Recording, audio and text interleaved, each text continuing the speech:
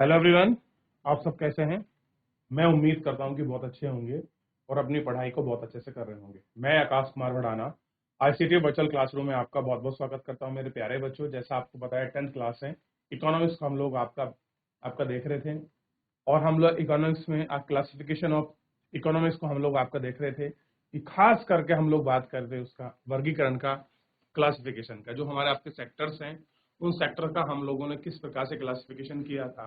तो कुछ हमने आपका क्वेश्चन को हमने घर से इसमें बहुत अच्छे से आपका देख लिया था कल जो हमने करे थे। तो सबसे पहले हमने क्लासिफिकेशन ऑफ इकोनॉमिक्स किया था एक्टिविटीज के बेसिस पर, और इसी बेसिस को हमने आपका बेस मानते हुए हमने प्राइमरी सेक्टर को पढ़ा, सेकेंडरी को पढ़ा, और जो आपका टर्सरी सेक्टर है हमने उसको पढ़ा और उसको एक्सप्लेन भी किया कि हम किस आधार पर इनको प्राइमरी, सेकेंडरी और टर्सरी कहते हैं और कौन कौन से क्षेत्र आते हैं। ठीक। फिर हमने और इसमें बहुत सारे हमने ऐसे क्वेश्चन थे जिनको भी हमने देखा कि कैसे हम उनको और एक्टिवाई कर सकते हैं, कैसे चीजों पर आपका फर्क पड़ता है, कौन सा आपका सेकेंडरी एक्टिविटी का है, कौन सा प्राइमरी का। जैसे हमने सबसे पहले देखा कि जो एग्रीकल्चर है और जो आपका सेलिंग है, जो आपका माइनिंग है, ये सब किसका पार्ट है? ये आपका प्राइमरी एग्रीकल्चर का पार्ट है। जैसे आपका सब्जी उगाना, ये सब चीजें किस में आती हैं? प्राइमरी में। किसी चीज की जो आपका मैन्युफैक्चरिंग है वो हमने पढ़ा, और जो गुड्स हैं वो कहाँ आते हैं? आपका सेकेंडरी सेक्टर के अंतर्गत आते हैं। इसमें सेकेंडरी जो आपका सेक्टर है उसके अंतर्गत आपका इंक्लूडेड होते हैं। फिर हमने पढ़ा आपका टर्सरी, जो आपका तृतीय क्षेत्र था, हम जिसको आपका सर्विस सेक्टर के नाम से भी जानते हैं। ठीक। देखिए, प्राइमरी सेक्टर को हम लोग में एग्रीकल्चर कहते हैं, सेकेंडरी को हम लोग आपका मैन्युफैक्चरिंग कहते हैं, और थर्ड को हम लोग सर्विस सेक्टर कहते हैं। क्लियर है?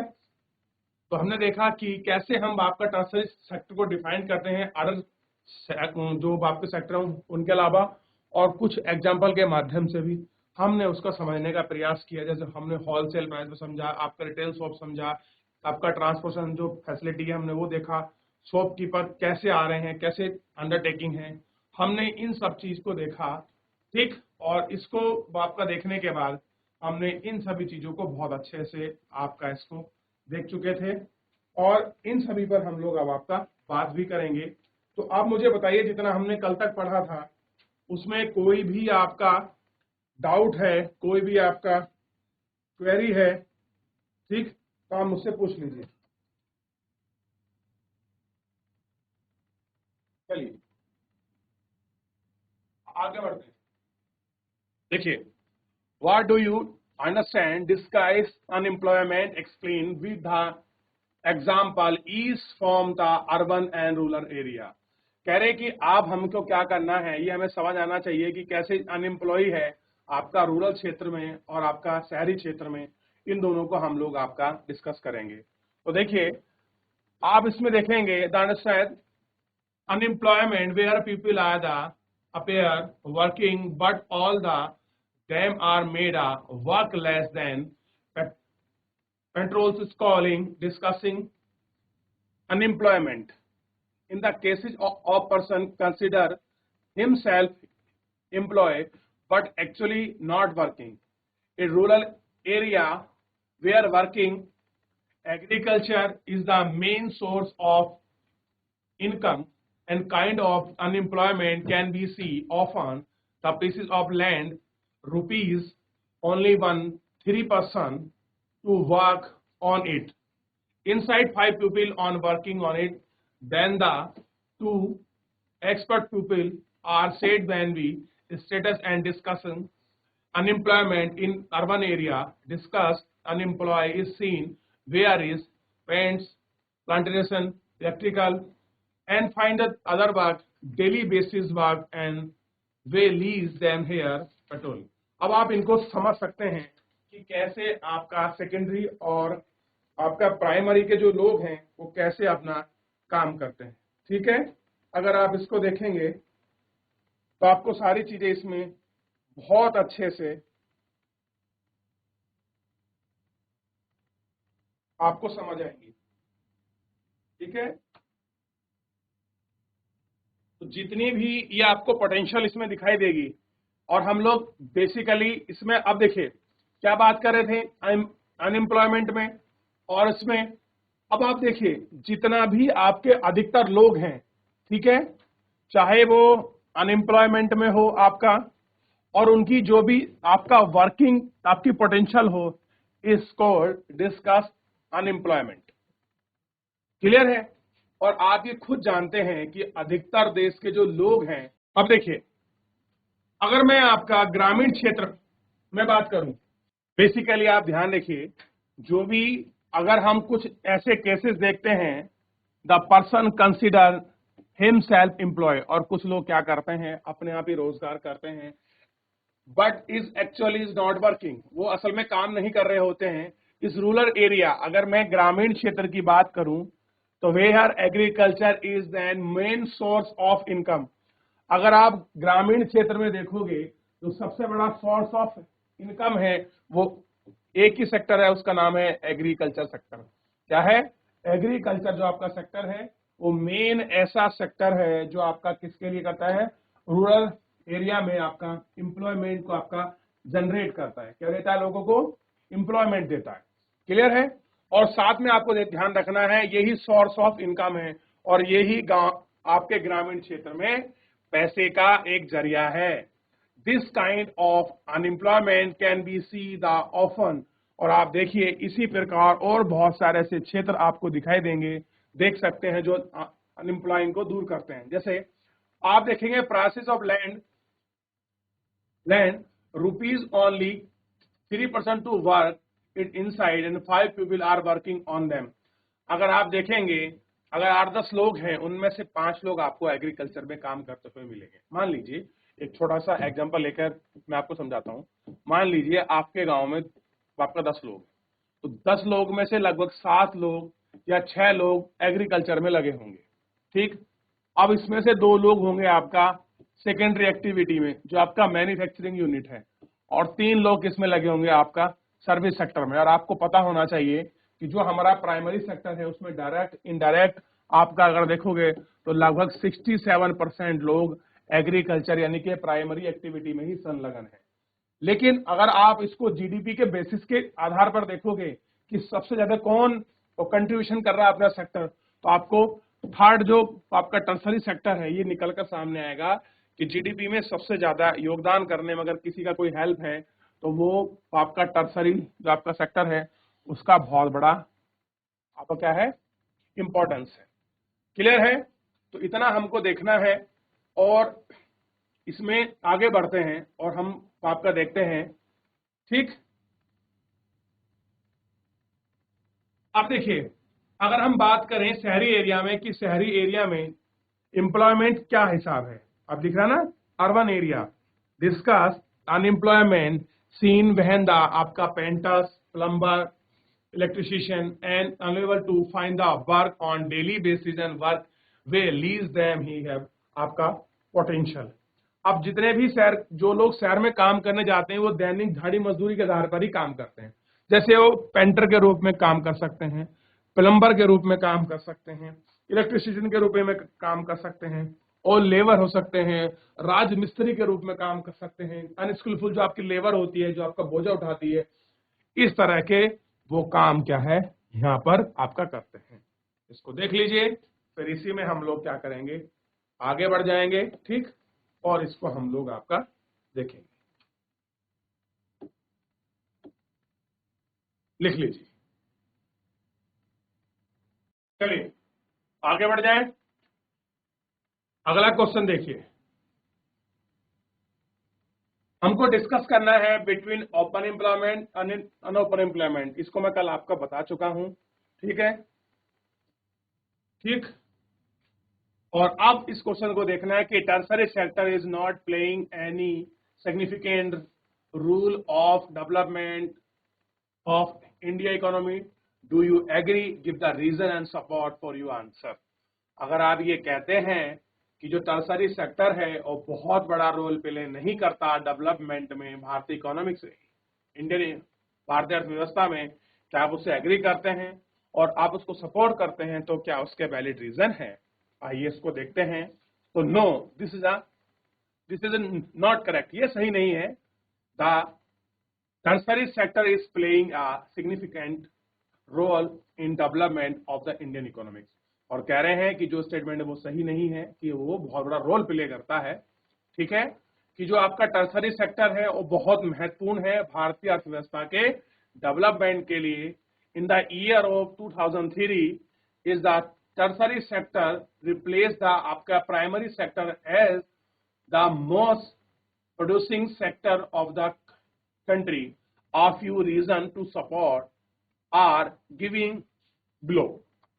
अगर आप इसको देखेंगे तो सबसे पहले आपको समझ आएगा कि ऐसी बात नहीं है कि जो आपका टर्सरी सेक्टर है वो बहुत बड़ा रोल प्ले करता है। तो सबसे पहले इन्होंने इसको समर्थन किया है या नो लिखा है, ऐसा नहीं है, ठीक। तो आपको पता होना चाहिए जो आपका तृतीय क्षेत्र है ये बहुत बड़ा आपका रोल प्ले करता है किसके अंदर, डेवलपमेंट ऑफ इंडियन इकोनॉमिक्स, भारतीय अर्थव्यवस्था में। और कह रहे हैं कि इसने 2003 में क्या किया है, जो आपका तृतीय क्षेत्र है इसने प्राइमरी क्षेत्र को आपका क्षेत्र को रिप्लेस कर कर अपनी वहां जगह बनाई है और most producing sector in the country, और सबसे ज्यादा लोगों को रोजगार देने वाला क्षेत्र अगर कोई बना है 2003 में तो वो कौन बना है, आपका टर्सरी। और आपको पता होना चाहिए कि 2003 से ही जहां पर भारतीय अर्थव्यवस्था में प्राइमरी एक्टिविटी की जीडीपी में सबसे बड़ा योगदान था, उसकी जगह अगर अब कोई कंट्रीब्यूट कर रहा है तो वो आपका टर्सरी सेक्टर कर रहा है। The primary sector and secondary sector can only flows and the tertiary sector is the support of them. आपको बताना चाहिए कि जो आपका तृतीय क्षेत्र है वही प्रथम और द्वितीय क्षेत्र को बहुत अच्छे से आपका सपोर्ट कर रहा है। The tertiary sector add up a lot of national income of country. और कह रहे हैं इस तृतीय क्षेत्र से ही हमारे देश में बहुत बड़ी नेशनल इनकम हमको प्राप्त हुई है। The education which is the basis of everything come under the tertiary sector. A person working as a teacher coming under the tertiary sector. The sector provided the maximum employment opportunities to the people of the country। और आपको पता होना चाहिए कि ये सबसे ज्यादा maximum employment की अपॉर्चुनिटीज आपका देने वाला ये आपका सेक्टर है। और एजुकेशन बेसिस में आपका बहुत बड़ा आपका टर्सरी आपका सेक्टर का रोल है। तो ये कुछ उसके एग्जाम्पल हैं जिनकी हम लोग बात कर रहे थे। Give the reasons and support to you, कि कौन से ऐसे कारण है जिनके कारण आप इसको सपोर्ट करोगे। तो 3 एग्जाम्पल मैंने लिख दिए हैं, 4, जिनकी बेसिस पर हम लोग सपोर्ट कर रहे हैं कि आपका टर्सरी सेक्टर क्या करता है कि इंडियन इकोनॉमिक्स में एक बहुत बड़ा जो आपका रोल है वो आपका प्ले करता है। क्लियर है, देख लीजिए, फिर हम नेक्स्ट क्वेश्चन पर बढ़ते हैं। अब देखिए क्या बात कर रहा है, सर्विस सेक्टर यानी कि जो आपका टर्सरी क्षेत्र है। आप ध्यान रखिए, इसी को आपका टर्सरी, आपका तृतीयक और इसी को आपका सर्विस सेक्टर कहते हैं। तो सर्विस सेक्टर और टर्सरी सेक्टर में बिल्कुल भी कंफ्यूज नहीं होना है। Service sector in India employs two different kind of people, who are those, ठीक। आंसर लिखेंगे, the service sector in India employment two different type of the people, those people are. पहले है कि भारत का जो आपका सर्विस सेक्टर है वो 2 प्रकार से आपका डिफरेंट है, या 2 प्रकार के आपके लोग उसमें काम करते हैं। पहला है हाई स्किल लेबर। पहला कौन सा है, हाई स्किल लेबर, यानी कि ऐसे लोग जिन्हें कार्य करने की उच्च कुशलता है, जो भी कोई काम करने जानते हैं। एग्जाम्पल के रूप में अगर आप किसी मशीन के इंजीनियर हैं तो आप क्या हो गए, हाई स्किल लेबर हो गए। Which including teacher, banker, IT officer, ETC। कह रहे जो टीचर होते हैं वो भी इसमें इंक्लूडेड है हाई स्किल लेबर में। आपके बैंकर हैं, IT यानी कि इंफॉर्मेशन टेक्नोलॉजी के जो अफसर होते हैं, आपने जो बीटेक ग्रेजुएशन किया है, बड़ी बड़ी कंपनी में सॉफ्टवेयर, टेक्निकल, मैकेनिकल जो इंजीनियर होते हैं वो सब इसमें इंक्लूडेड हैं। These are people permanently employed. और ये क्या होते हैं, ये सारे आपका परमानेंट एम्प्लॉय होते हैं किसी भी जगह, ठीक है। आपका दूसरा है लेस स्किल्ड लेबर, यानी कि जिन्हें कौशल का बहुत कम ज्ञान होता है या मान लीजिए ना भी हो, वो आपका क्या करते हैं, विच इंक्लूडेड वॉलंटियर्स, आपका इलेक्ट्रिशियन, आपका प्लम्बर्स, और हम आपका पीछे भी देख चुके हैं आपका डेली बेसिस, राजमिस्त्री, ETC मतलब और बहुत सारी जगह ऐसे क्या करते हैं, वो काम करते हैं, दीज पीपल आर नॉट आपका परमानेंटली एम्प्लॉय, और ये क्या नहीं होते हैं, ये किसी जगह पर एक आपका परमानेंट एम्प्लॉय नहीं होते हैं, और परमानेंट एम्प्लॉय नहीं होने की वजह से हम इनको क्या कहते हैं, ये लोग असंगठित सेक्टर में रहते हैं, ठीक, और उसी में अपना निवास करते हैं, उसी क्षेत्र को आपका बिलोंग करते हैं। तो आपको सारी चीजें बहुत अच्छे से पता होनी चाहिए कि क्या एक एक करके इन सेक्टर के अंतर्गत है। क्लियर है? तो इनको आप देख लीजिए और इसको लिख लीजिए, और मेरे हिसाब से तो ये थोड़ा सा आपको इंपॉर्टेंट भी कर लेना चाहिए। ठीक है, आगे बढ़ जाएंगे।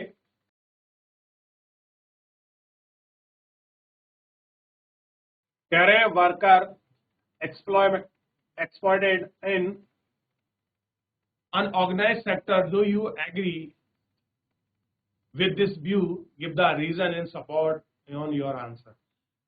सिंपल मतलब समझिए, कह रहे हैं कि जो असंगठित क्षेत्र के लोग होते हैं उनका बहुत ज्यादा एक्सप्लॉयटेशन यानी कि शोषण होता है। क्या होता है? Exploitation.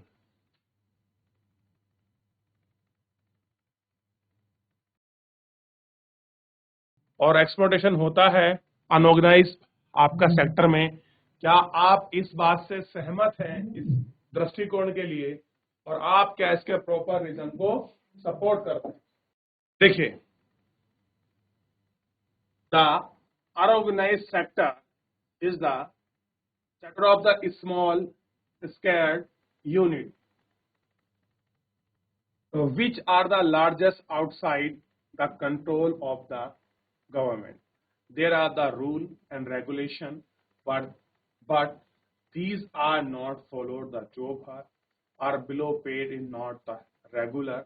Hence, is a correct to say that worker exploited in the unorganized sector because more working is take them is compared to the pay. They're having no proper vision for the expand play, the overtime and do medical benefits, and the biggest आपका problem in working sector is that there is no job security. सबसे बड़ी बात कर रहे हैं, ऐसा क्या कारण है कि वहां पर शोषण होता है? तो सबसे पहले आपका पता होना चाहिए जितनी भी इसको स्मॉल स्केल की जो इंडस्ट्री है, जो यूनिट है, वो बहुत बड़ी मात्रा में क्या करती हैं, अपने लेबर को रखती हैं, और एक बहुत बड़ा कंट्रोल रूल रेगुलेशन इस विषय में किसके पास है? गवर्नमेंट अंडरटेकिंग है। और जितने भी रूल और जो आपके रेगुलेशन बनते हैं, ये सारे रूल और रेगुलेशन क्या करते हैं, ये आर नॉट फॉलोड। सरकार ने जिस तरह के आपके कानून बनाकर दिए हैं लोगों के लिए कि आप उनसे इतना काम करा सकते हैं, इससे ज्यादा काम कराएंगे तो आपको खाना देना पड़ेगा, ये सारी चीजें करनी पड़ेंगी, तो वो सारी चीजें कंपनी क्या करती है, उन नियम को फॉलो नहीं करती है, जो बार दे लो पेड, और क्या करते हैं कि बहुत कम वेतन पर क्या करते हैं, उन लोगों को अपने पास ये लोग रखते हैं, और नॉट रेगुलर, और एक रेगुलर बेसिस के आधार पर वो उनको क्या करते हैं, आपका सैलरी भी जो है आपका नहीं देते। ठीक है, और यही सारे ऐसे तथ्य हैं जिनके माध्यम से एम्प्लॉय का क्या होता है, जो वर्कर है उनका एक्सप्लॉयटेशन होता है, यानी कि उनका शोषण होता है। ठीक है, और यही शोषण क्या करता है कि आपका sector because more work is take for them in compare but is there no paid. वो दूसरों की तुलना में काम कराते हैं और उतना जितना उनको पे करना चाहिए वो पे नहीं करते हैं। ठीक, तो ये सारे काम है जो ओवर टाइम कराते हैं, उसका भी कोई ऐसा कुछ खास नहीं है जो नॉट पे, अच्छा खासा उनको पे नहीं करते। नो मेडिकल आपका बेनिफिट्स, उनको कोई स्वास्थ्य संबंधी लाभ नहीं होता है। और कह रहे हैं biggest problem on the working this sector that is no job security. और चलो आप ओवर टाइम करा रहे हैं, कम सैलरी दे रहे हैं, सरकार के नियम को नहीं मान रहे हैं, ये सब ठीक है, लेकिन सबसे बड़ा इसमें जो खतरा है वो क्या है, जॉब सिक्योरिटी का, कि इसमें पता नहीं, नो जॉब सिक्योरिटी, पता नहीं कि आप जिसमें काम कर रहे हैं कब आपको कंपनी निकालकर बाहर खड़ा कर दे, इसकी कोई गारंटी आपको नहीं देता। ये सारे ऐसे प्रॉब्लम हैं, ये ऐसे रीजंस हैं जो इस सेक्टर को आपका डेवलप मतलब अनएम्प्लॉयमेंट के और आपका अनसिक्योरिटी के, एक्सप्लॉयटेशन के, आपको कटघरे में अनऑर्गेनाइज सेक्टर को आपका खड़ा करता है। और जितने भी अनऑर्गेनाइज सेक्टर हैं उनका एक ही मेन रीजन है, बस वो है उनका benefit, benefit and only benefit. वो अधिक से अधिक अपना लाभ चाहते हैं। देख लिया? चलिए, तो मेरे प्यारे बच्चों, इस तरह से हमने इस पूरे क्वेश्चंस को देख लिया। समय फिलहाल समाप्त हो रहा है और मेरे प्यारे बच्चों, आज के लिए इतना ही। मिलते हैं नेक्स्ट लेक्चर में। तब तक अपना ध्यान रखिए, स्वस्थ रहिए, अपनी पढ़ाई को बहुत अच्छे से करते रहिए। मुझसे जुड़ने के लिए आपका बहुत बहुत धन्यवाद।